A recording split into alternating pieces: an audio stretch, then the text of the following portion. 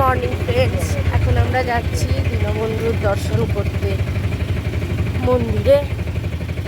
এখন বাজে ঠিক 5:30। আশা করছি দীনবন্ধু ভালোভাবে দর্শন দেবেন আমাদের, অনেক আশা নিয়ে যাচ্ছি। আর ভেতরে তো ফোন অ্যালাউ নয়, তাই হয়তো ফোনে কোনো ছবি বা ভিডিও করতে পারবো না। এই যে সবাই আছে অটোতে, আনি মা, ওদিকে রয়েছে আদ্রিত, পাপা মুখটা বাড়া, আদ্রিত, ভাই সোনা, সামনে ভাই মশাই বসেছেন। তো পুজো দিয়ে বেরিয়ে যখন ফোনটা আবার হাতে পাবো তখন আবার তোমাদের সাথে গল্প করবো। ততক্ষণ ওয়েট করো, আর কি করার আছে। এসে গেছি মন্দির চত্বরে, মন্দিরের বাইরে দাঁড়িয়ে আছি। পশ্চিম গেটে আমাদের যিনি পান্ডা, যিনি পুরোহিত আর কি, ওনাকে ফোন করা হয়েছে। আমাদের পার্মানেন্ট উনি পুজো করেন পুরীতে এসে, তো আমাদের ওনার কাছেই ফোন করে আসি আমরা সব সময়।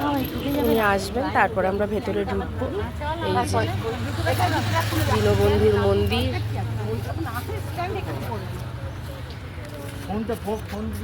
প্রভুকে দর্শন করাতে পারবো না, মন্দিরটাই তোমাদের দর্শন করালাম।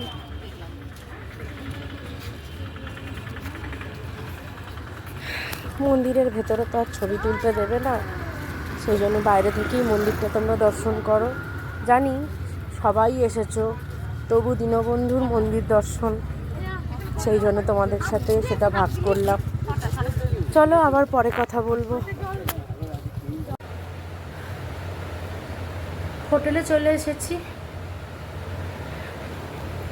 কিছু বলার নেই জানো তো, মানে এত অব্যবস্থা পুরীর মন্দিরে। এই প্রথম এরকম বাজে অভিজ্ঞতা হলো। আমি বলবো যে যারা আসবার কথা ভাবছো বা পুজো দেবার কথা ভাবছো, তারা প্রত্যেকে রাত্রিবেলা যেও। ভোরবেলা উঠে 5:30টার মধ্যে মন্দিরে পৌঁছে গেছি, বাট এত ক্যাওস। গলায় একটা মুক্তোর এই সেটের হার পরেছিলাম, কোথায় ছিঁড়ে চলে গেছে, শাড়ির আঁচল ছিঁড়ে গেছে। সব থেকে বড় ব্যাপার, আদ্রিত এত মানে অব্যবস্থা, মানে ও পিষে যাচ্ছিল। আজকে যদি আমার ভাই না থাকতো, সৌম্যদীপ যদি না থাকতো, দেন মানে আজকে আমার একটা বড় সর্বনাশ হয়ে যেত। মানে ভীষণ ভীষণ অব্যবস্থা। আমাদের ওয়েস্ট বেঙ্গলে দক্ষিণেশ্বরের মন্দিরে আমরা প্রত্যেকেই যাই, এত সুন্দর ব্যবস্থার পরে এখানে এসে আমার এই নিয়ে 5বার পুরী আসা। আমার মায়েরা অনেকবার এসেছে, মা, আনি, বাড়ির লোকেরা অনেকবারই এসেছে, আমার 5 নম্বর বার। 4বার আমি পুজো দিয়েছি, এরকম অব্যবস্থা পাইনি। কিন্তু এইবারে যে অভিজ্ঞতাটা হলো, এরপরে সত্যি বলছি, মানে পুরী আসার কথা শুনলে ভয় পাবে মানুষ। এত জঘন্য সিস্টেম করে দিয়েছে। এরা বলছে রিনোভেশনের পরে ওরা নাকি খুব সুন্দর সিস্টেম করেছে। কি সিস্টেম করেছে? প্রথমে একটা লাইন করেছে ঘুরে ঘুরে চারিদিকে রড দিয়ে, খুব ভালো। 5:30টার থেকে আমরা গিয়ে লাইন দিলাম, ছেড়ে দিল। 6:30টার সময় মন্দির খুললো, ভেতরে ছেড়ে দিল। ভেতরে গিয়ে গর্ভগৃহের বাইরে, মানে মন্দির যেটা মন্দির, আসল মন্দির নৃসিংহ মন্দিরটার থেকে এগিয়ে আমাদের দাঁড় করিয়ে দিল। সেই যে দাঁড় করালো 6:30, 6:45 নাগাদ। 8টার সময় মন্দির খুললো। কাঠফাটা রোদ তখন মাথার ওপরে গনগন করছে, সেই রোদের মধ্যে মানুষকে দাঁড় করিয়ে রেখেছে।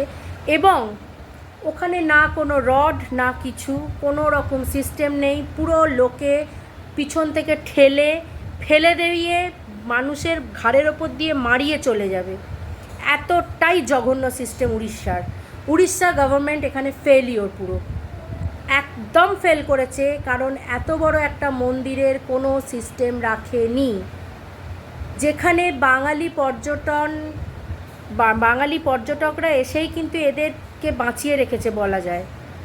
এখানে পুরীতে কিন্তু 99% পর্যটক হচ্ছে বাঙালি। সেই জায়গায় এরা এত বাজে সিস্টেমে, এদের ওয়েস্ট বেঙ্গলের থেকেও কোনো শিক্ষা হয় না, জঘন্য সিস্টেমে এরা করেছে। আমি আশা করছি নিশ্চয়ই তোমরা এটা দেখবে এবং প্রত্যেকেই নিজেদের মতামত জানাবে। যারা পুরীতে রিসেন্টলি এসেছো তারাও নিশ্চয়ই জানো, যদি ভোরবেলা এসে থাকো। আমি জানি না কে কখন পুজো দিয়েছো বা তোমাদের সাথেও এই অভিজ্ঞতা তোমরাও অর্জন করেছো কি না। আমার এরকম অভিজ্ঞতা আমি দুঃস্বপ্নেও ভাবতে পারি না যে আমার সন্তানকে আমি হারিয়ে ফেলছিলাম আজকে, আমার যা অবস্থা হয়ে গেছিল। সেই কারণেই বলছি, তোমরা যদি পারো আমার এই ভিডিওটা শেয়ার করো, লাইক করো, কমেন্ট করো এবং জানিও, যাতে এটা একটু ভাইরাল হয়, যাতে উড়িষ্যার গভর্নমেন্ট একটু বুঝতে পারে যে বাঙালি ছাড়া পুরীর পর্যটন শিল্পটা কিন্তু অকেজোই। দর্শন করেছি, শুধুমাত্র জগন্নাথ দেবকে দেখতে পেয়েছি ভালো করে। ভেতরে দাঁড়াতেই দিচ্ছে না, মানে সুভদ্রাকে একটুখানি দেখতে পেয়েছি, বলরামকে আমি দর্শনই করতে পারিনি। এত বাজে সিস্টেমে, তার মানে বুঝতে পারছো।